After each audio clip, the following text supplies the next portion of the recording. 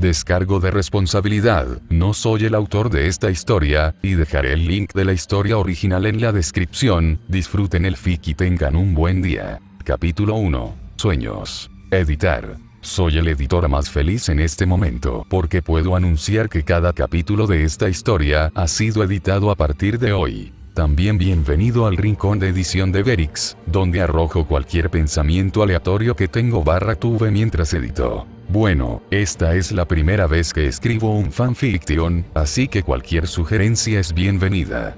El plan es recorrer la época anterior a Fate/0 con ciertos cambios, y luego continuar con Fate/Steinheit. Espero que les guste a todos. La luna llena brillaba entre las nubes. La nieve caía suavemente sobre el suelo del bosque, que ya estaba cubierto por una capa de nieve, y la pálida luz de la luna hacía que la nieve brillara como si fuera piedras preciosas trituradas. Un silencio inquietante flotaba en el aire, algo que casi se pegaba a la piel y amenazaba con asfixiar, aunque tal vez se debiera a la barrera mágica que lo rodeaba. Por encima de los árboles, a través de la nieve, se alzaba la silueta de un gran castillo.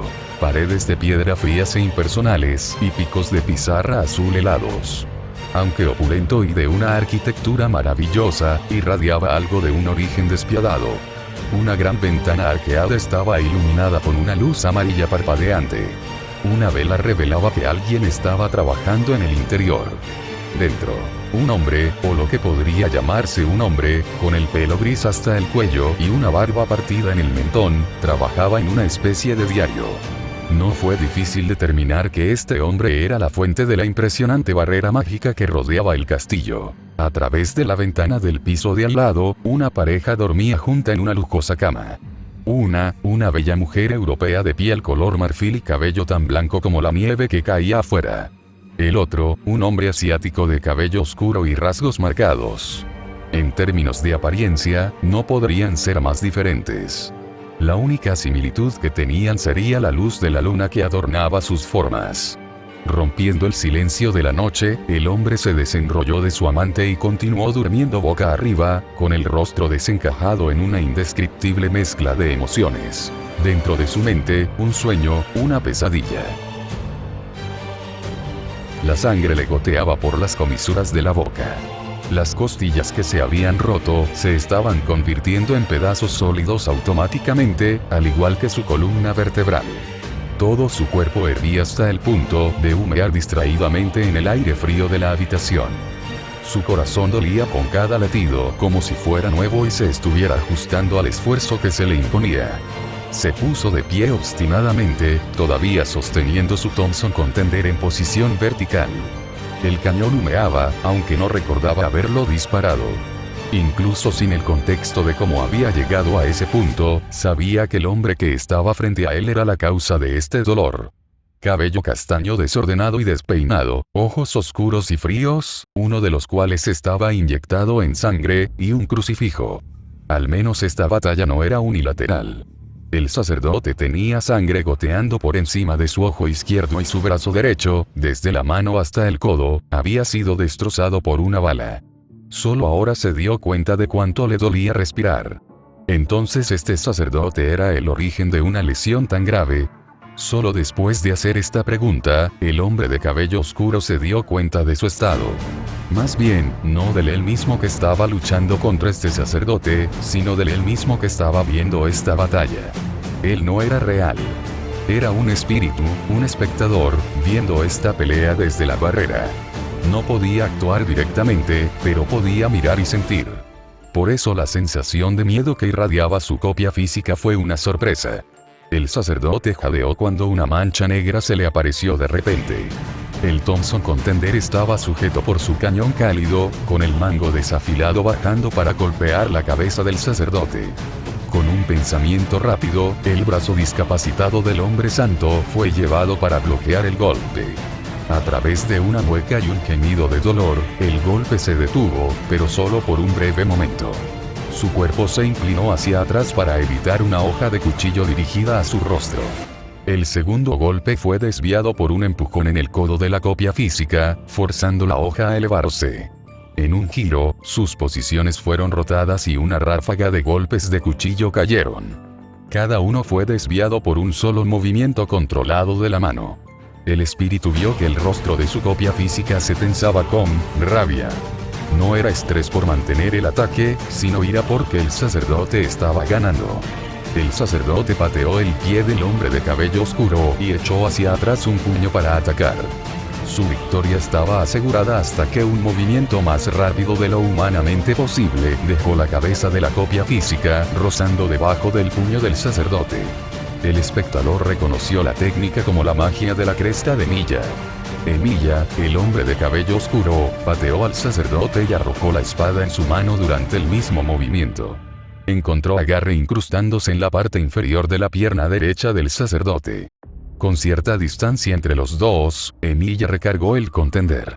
Nivelando el arma, encontró 4 espadas largas, llaves negras, arqueándose hacia él, 2 a cada lado. Delante estaba el sacerdote con un puño lleno de 4 más lanzándose directamente hacia adelante. El dedo alrededor del gatillo se tensó y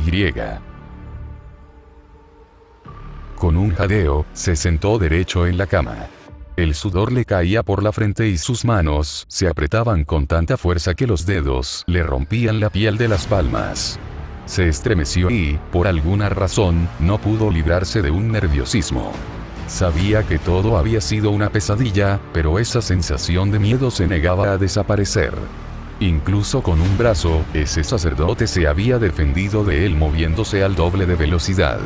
Sus habilidades de combate cuerpo a cuerpo estaban tan superadas. Kirei Kotomine, susurró el hombre de cabello oscuro, Emilia, al aire quieto de su habitación. Antes de que unos cálidos y suaves brazos lo rodearan por los hombros, apenas notó lo fría que estaba la habitación.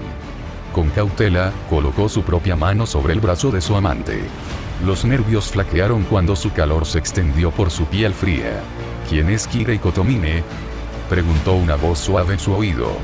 Al girar la cabeza, se encontró con unos ojos carmesí antinaturales y una sonrisa amplia y soñolienta. Esos labios se adelantaron de repente para capturar su boca sorprendida, sacándolo finalmente de su aturdimiento. Parpadeó varias veces y sus rasgos se suavizaron al darse cuenta de dónde estaba. Yo, no lo sé, pero creo, hizo una pausa una vez más, considerando si debía decirle a su amante dónde vagaban sus pensamientos. Ese sacerdote lo mataría en esa pelea, eso era lo que ella podía deducir del sueño. Como mínimo, se matarían el uno al otro en el mismo ataque. Pero debería su esposa, Iri, llevar esa carga. Creo que él es el hombre que me matará, terminó Emilia, decidiendo su destino y el del mundo. Al principio, sorprendida, los rasgos de Iri se abrieron de repente en una suave sonrisa.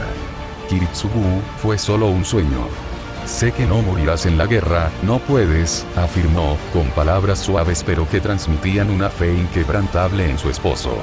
El hombre de cabello oscuro, Kiritsugu, se rió entre dientes con cansancio y se dio la vuelta para mirar hacia la oscuridad de la habitación.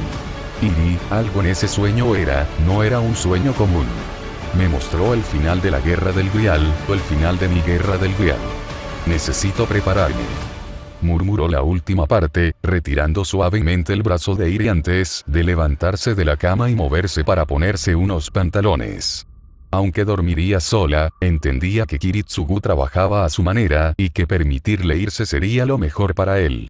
Por eso, no se quejaría. Lo observó vestirse, encender un cigarrillo y salir silenciosamente de la habitación. Cuando la puerta se cerró con un clic, suspiró y volvió a acostarse. No puedes morir, porque entonces nuestro sueño nunca se hará realidad, murmuró frunciendo el ceño hacia la oscuridad antes de regresar a sus propios sueños. La habitación estaba llena de una ligera neblina de humo de cigarrillo. Durante su estancia en el castillo de Innsbruck había dejado de fumar en consideración a su esposa e hija, pero después de ese sueño, el estrés y la ansiedad eran demasiado grandes y necesitaba un respiro. Había estado despierto toda la noche tratando de contactar con sus contactos. El único objetivo era averiguar sobre este Kirei Kotomine antes de que comenzara la guerra del Grial. Diablos, tenía que convocar a su propio sirviente. Solo podía esperar que el rey Arturo no intentara asesinarlo por sus tácticas, el honorable rey de los caballeros permitiría que el fin justificara los medios. Por eso quería que Iri acompañara a su sirviente. Dos hombres testarudos con puntos de vista antitéticos sobre cómo comportarse estaban destinados a causar problemas. Dio una larga calada a su cigarrillo y miró distraídamente el teléfono fijo. Pero eso sería dentro de muchos años. Se creía que la Guerra del Grial había comenzado en 1995. Era solo 1991, aunque era diciembre. Todavía faltaban 4 años. 4 años para enterarse de su muerte, de Kirei Kotomine. Ese sueño lo había sacudido más de lo que se sentía cómodo al admitir. El miedo que había sentido al mirar a los ojos de ese sacerdote era desconcertante. Algo en su mente le decía que el sacerdote era la encarnación de lo que quería detener con su deseo. A principios de año, había enviado llamadas para descubrir a los posibles miembros de la Guerra del Grial. Se recopilarían expedientes cuando se reuniera la información. La mayoría de los candidatos ni siquiera habían sido seleccionados por el Grial todavía, pero era bueno estar atento. Sin embargo, este hombre, el sacerdote, se convirtió en una prioridad. Kiritsugu buscó en el fondo de su libro negro para sacar más contactos. Si el sacerdote iba al baño, se registraría la hora y la acción. Si ese sueño hubiera sido el resultado de su preparación normal, Kiritsugu solo tendría que prepararse más para evitar el escenario por completo, o simplemente apuntar al sacerdote antes, pero, ¿podría ser ese sueño el resultado de un intento apresurado de asesinato? Necesitaba más información, más contexto. No podía matar al sacerdote demasiado pronto, ya que entonces el Grial seleccionaría a otro maestro. Lo desconocido podría ser mucho peor que lo que ya estaba enfrentando. Pero esperar puede ser la elección equivocada. Su mente comenzó a dudar de sí misma. ¿Por dónde empezar? ¿En qué punto terminarían las hipótesis? Mientras perdía la compostura, sonó el teléfono y casi se teletransportó a su mano. La voz del otro lado de la línea estaba muerta. Sin emociones como el propio Emilia, no esperó un saludo. Kirei Kotomine, 24 años, ejecutor y miembro de la Asamblea del Octavo Sacramento. Asistió a la Escuela de Teología San Ignacio de Manresa, se saltó 2 años, regresó para graduarse como el mejor alumno y de repente dejó el seminario. Este abandono parece ser una tendencia, más detalles en el dossier. Su padre es Risei Kotomine, supervisor de la Tercera Guerra del Grial y potencial supervisor de esta próxima Guerra del Grial. No hay sellos de mando. Recopilaré la información y la enviaré cuando pueda. Con suerte, eso saciará su apetito, recitó el hombre del otro lado antes de desconectar la llamada sin esperar una respuesta. Kiritsugu apagó el cigarrillo humeante y reflexionó sobre la información antes de volver a colocar el teléfono en el receptor con un clic. Mientras pensaba en un nuevo número al que llamar, la puerta de su oficina se abrió con un crujido y una voz suave como una pluma entró. «Papá». Tosió, probablemente debido al humo. Se maldijo a sí mismo por haber retomado el vicio. Acababa de volver a hacerlo y ya le había causado malestar a su hija. «Papá. Mamá dijo que estabas aquí». Se levantó sobresaltado y se dirigió a la puerta. Una sonrisa genuina se extendió por sus rasgos afilados. En la puerta entreabierta había una niña de unos 6 años. Era una copia al carbón de su esposa, Iri, solo que de menor tamaño. Llevaba un vestido morado con falda blanca y se destacaba entre los colores sosos del castillo. «Buenos días, Iya», respondió Kiritsugu. Abrió la puerta y salió con su hija, arrodillándose después de entrar al pasillo con aire limpio. «¿Qué haces despierta tan temprano? ¿Quieres salir a jugar?», preguntó. Siempre que le hablaba a su hija, sus ojos parecían extrañamente cálidos. Su voz era un tono más ligero y sus hombros parecían relajarse. No era nada comparado con la piedra rígida, fría e insensible que normalmente llevaba el nombre de Kiritsugu. Ella asintió con entusiasmo, puso las manos detrás de la espalda y emitió un sonido de ajá para confirmarlo. Con una risita, Kiritsugu se puso de pie y le pasó una mano por el pelo. Extendió la misma mano para que ella la agarrara y la remolcó hacia la salida. «Entonces, vámonos. Luego puedes leer con tu madre, ¿de acuerdo?», dijo, guiándola por los pasillos llenos de curvas. Y emitió un sonido de exultante sorpresa antes de lanzarse a una charla infantil sin tema. Todo el tiempo, Kiritsugu sonreía como si cada palabra fuera un regalo. Esa noche, Kiritsugu miraba por una gran ventana de su habitación, con un cigarrillo encendido en la boca. Estaba sumido en sus pensamientos, considerando opciones, contactos, tácticas. Kirei era peligroso, pero era solo otro mago. Kiritsugu era el asesino de magos, un medio poco convencional para matar objetivos poco convencionales. Sus planes para la guerra ya involucraban a Mailla, solo sería necesario un ligero ajuste en la duración de su uso. Tendría que volar a Japón y prepararse para el sacerdote. Solo necesitaba tener cuidado con el supervisor, sin embargo, eso era trivial. Cuando piensas en tu trabajo, se hace difícil notar la diferencia entre tu rostro y las paredes del castillo, dijo una voz suave detrás de él. Unos brazos rodearon su cintura y un peso presionó su espalda. Era Iri, que había venido a consolarlo de nuevo. Se sentaron abrazados en silencio por un momento hasta que Kiritsugu suspiró profundamente. Necesito regresar a Fuyuki. Mailla y yo nos prepararemos para encargarnos del sacerdote antes de que se convierta en una molestia, afirmó, en tono de clara declaración hacia una decisión inquebrantable. Ella se retorció contra él. La idea de que se fuera debía haber sido la causa.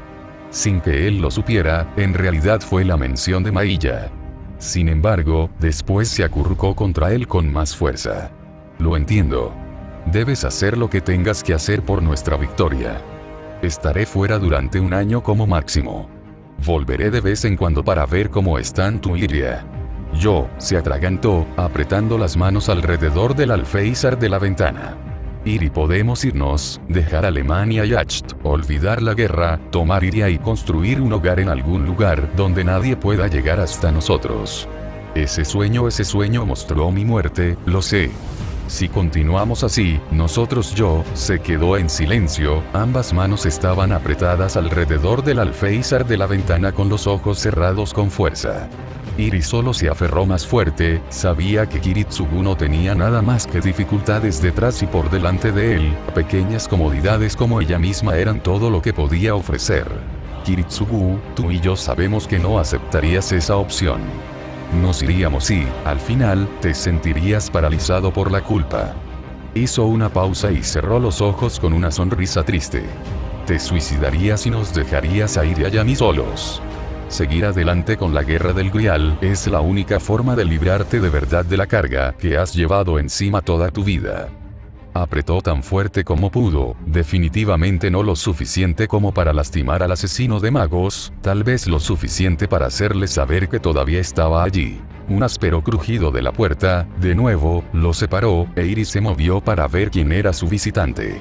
Era Iria, que sostenía en sus brazos un pez de peluche de colores brillantes. Llevaba un camisón blanco bastante sencillo para niños. Mamá, papá, tuve una pesadilla, ¿puedo dormir contigo?, preguntó, sonriendo a su madre, que se había arrodillado para ofrecerle un abrazo. Por supuesto, Schatz, ven a la cama, hizo un gesto, poniéndose de pie y tomando la mano de su hija. Kiritsugu había apagado su cigarrillo y se había movido hacia un lado de la cama. Cuando ella se acercó, la levantó por la cintura y la dejó arrastrarse hasta un lugar cómodo. La familia se acomodó en la cama y durmió toda la noche en paz. Por la mañana, Kiritsugu se despidió de su esposa y su hijo. Su boleto de avión era apresurado para esa noche, sería mejor terminar su trabajo lo antes posible que retrasarlo. Después de explicarle a ella por qué se iba, darle otro juguete de peluche y prometerle que regresaría pronto, subió al auto alquilado para su viaje al aeropuerto y partió del castillo Insbern. En el auto, usó el teléfono para llamar a Mailla. Sonó una vez antes de que lo recogieran. ¿Has reunido lo que necesitamos?, preguntó simplemente. Sí. Además de los suministros adicionales que me pediste. He monitoreado nuestra área de interés y la información que hemos recibido ha resultado correcta.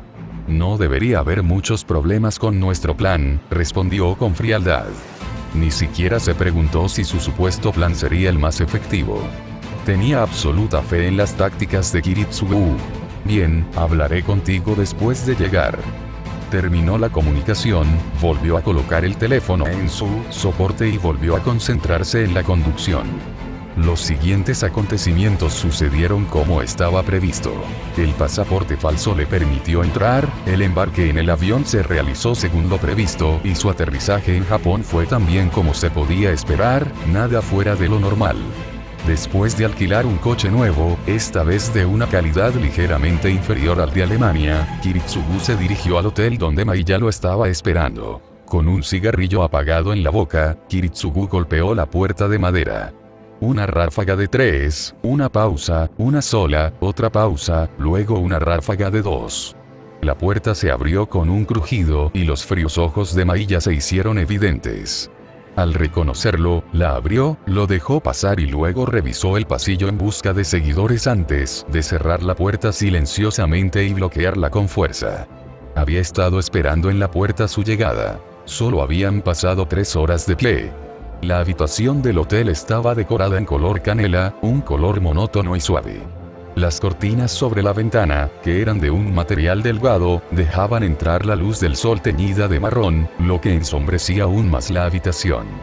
Era una habitación doble y ambas camas estaban cubiertas de armas. Pistolas, rifles de asalto, rifles de francotirador, granadas, municiones.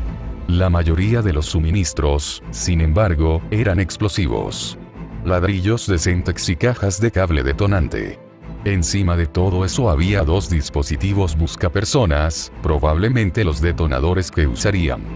De todos los objetos, el más caro sería el rifle de francotirador que todavía estaba en su estuche. Un Waltero A2000, un rifle de uso frecuente en los días de Kiritsugu en El asesino de magos. En la penumbra de la habitación, encendió el cigarrillo y verificó los suministros que tenía a mano. ¿Se están acumulando problemas? No. ¿Vigilancia de la iglesia? Sí. ¿Risei Kotomine no se ha ido? Un movimiento de cabeza. No detectado. Otro. Bien. Dividid los explosivos en cuartos y cargadlos en bolsas. Esto debería ser más que suficiente para asegurar que Kirei Kotomine sea el primer maestro en morir. Nos moveremos y estableceremos el lugar durante 4 semanas. Si nos movemos 4 días seguidos, levantaríamos sospechas, cuanto más lo distribuyéramos, menos posibilidades de detección habría. Solo nos movemos durante la noche. Hizo una pausa para inhalar el maravilloso y mortal humo hacia sus pulmones. Esquemas. Toda la zona debe ser una zona de muerte. No es posible que haya heridos, supuso, volviéndose para encontrar el papel que buscaba en el escritorio detrás de él. Los soportes de carga estaban marcados con X rojas, las habitaciones y las posibles reuniones estaban rodeadas por un círculo blanco.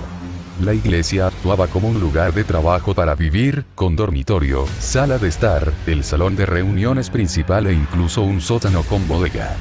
Las ubicaciones de los explosivos harían colapsar la iglesia sobre sí misma utilizando cargas de demolición, mientras que los explosivos de alta potencia harían estallar las paredes y aumentarían la letalidad a lo largo del perímetro de la iglesia, tanto por dentro como por fuera.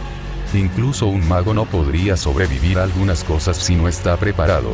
Faltando 4 años para la guerra del Grial, sería necesaria una ligera mejora estructural para preservar el material explosivo. Un mago solo lo descubriría si supiera exactamente lo que estaba buscando.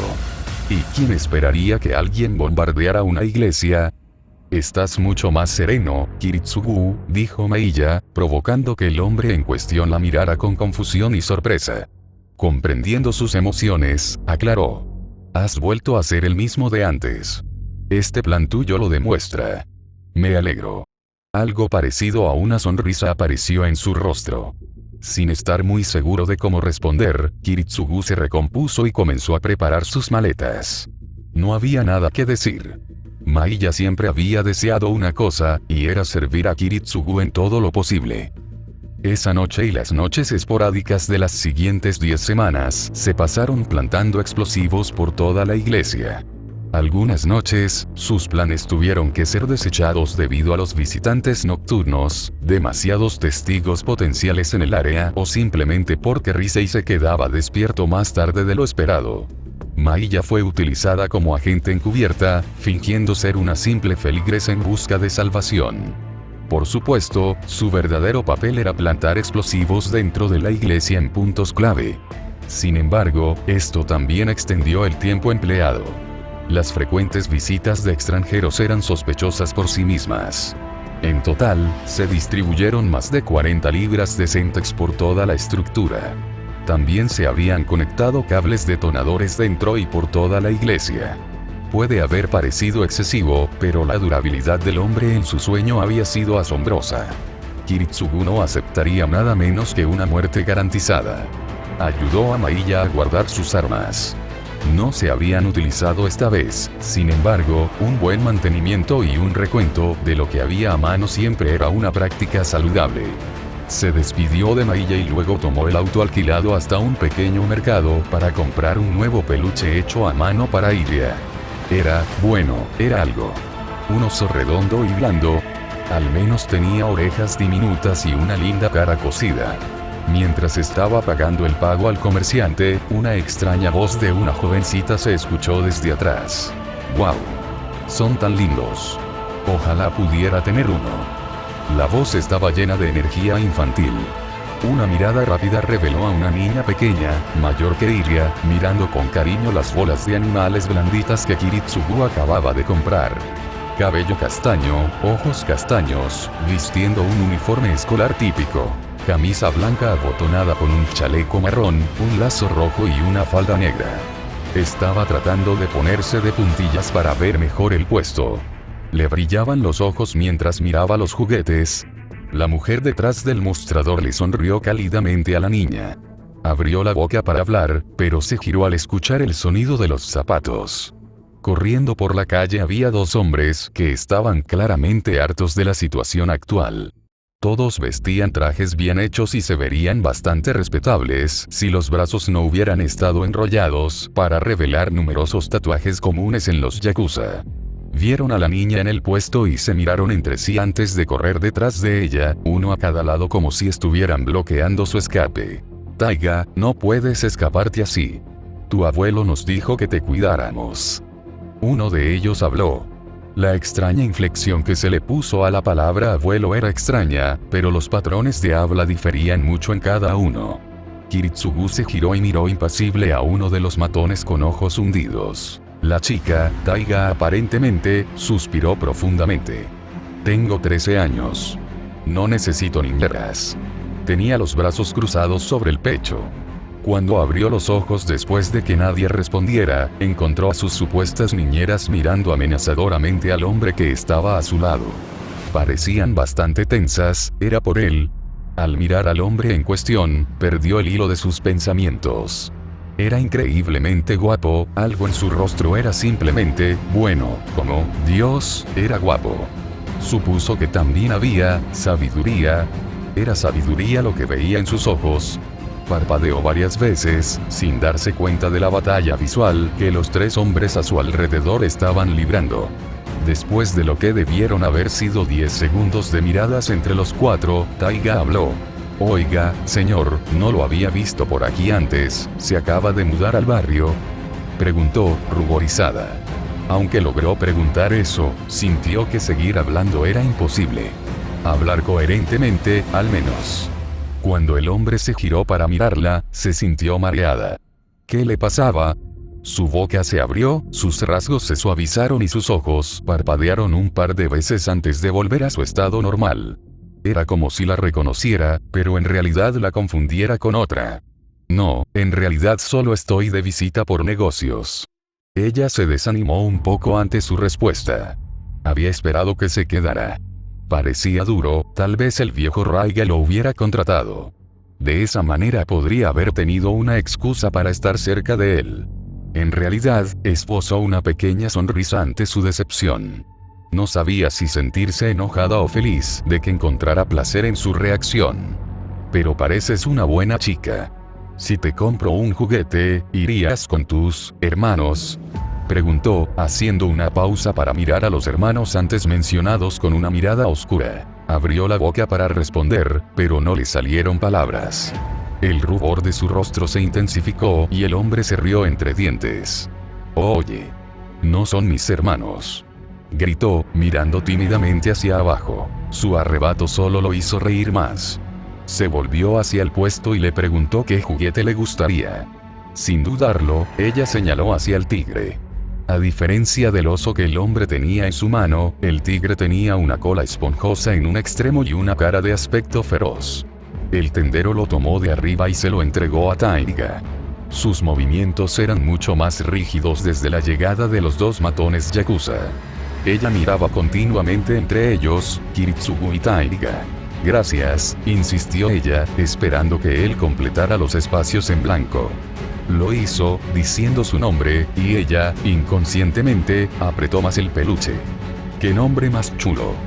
No tan genial como el tuyo, respondió con una sonrisa, mirando a los matones que se arrastraban con incertidumbre. Lo siento, pero tendré que irme. Taiga, fue un placer conocerte. Y así, se alejó. Pero, oh, bien. Pero si alguna vez vuelves, deberías visitarme. ¿Recuerdas, Taiga Fukimura? Gritó, mirando a las dos niñeras que la rodeaban como cazadores de perros. En un movimiento brusco, se deslizó entre los dos hombres. Sus manos casi le tocaron los hombros y ambos chocaron entre sí con un par de gruñidos. Así, salió corriendo. Mientras Kiritsugu conducía hacia el aeropuerto, sonó el teléfono del coche. Respondió rápidamente y la voz, ahora familiar, de su informante contratado por Kirei habló. He estado intentándolo durante días, eres un hombre difícil de localizar. Un breve suspiro. Claudia Hortensia, la esposa de Kirei, se ha suicidado. La habitación que instalamos reveló un interesante intercambio entre los dos. Creo que querrás escucharlo. Las transcripciones se entregarán personalmente en el castillo de Innsbern. Por primera vez en sus interacciones, Kiritsugu habló. ¿Por qué llamar? Fue todo lo que dijo. Esto era inusual, esa pequeña cantidad de información podía resumirse por fax, no había razón para llamar directamente. Kirei Kotomine ha entrado en la guerra del Grial con sellos de mando. Ahí lo tienen. El comienzo de esta historia. La línea de tiempo de Fate es incompleta, en el mejor de los casos. Así que estoy haciendo todo lo posible para mantenerla lo más cerca posible del canon. Sin embargo, he hecho algunos ajustes. Este primer capítulo es bastante corto. Es principalmente porque quiero ver cómo se recibe y tantear el terreno. Así que publiquen esas reseñas. Según una de las escalas más conocidas, Iria nació en 1983, lo que la haría tener 21 años en los eventos de Stay Night, pero Kiritsugu tiene 29 al comienzo de la Cuarta Guerra del Grial. Eso no tiene sentido para mí, ya que se supone que conoce a Mailla durante 11 años, y significaría que tenía 17 cuando tuvo a Iria. De todos modos, la línea de tiempo está jodida. El plan es tener a Kiritsugu alrededor de 30 y algo. Iria tendrá 19 años o algo así en Stay Night y procederé a partir de ahí. También en el próximo capítulo, habrá una diferencia bastante grande ya que decidiré sobre un personaje para el punto de vista y demás. Además de eso, escribe una reseña. Cuéntame qué necesita ser corregido y si lo estás disfrutando hasta ahora. Además, puedo responder cualquier pregunta que puedas tener.